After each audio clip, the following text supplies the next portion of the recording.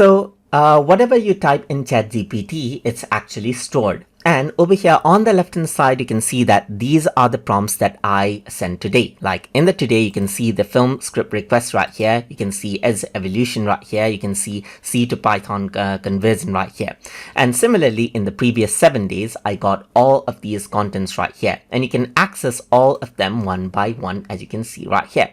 I can go around over here just like this and access out all of my past prompts right here, just like this. So that is what you have. So even if you let's say for example want to access out an old prompt, you can go there. So over here I have a film script request, as you can see, and this is my old prompt. So I'm just going to go around and say, now write this in a regular story like method. So I'm just going to go around and do that, press enter, and then it actually takes out the previous prompts right here and continues taking all of the previous prompts, and you can see that it adds on to the prompt right here just like this. So that is what you have. As you can see, you can go around and access out chat history and then continue with your prompts right there easily as well, as you can see, just like that.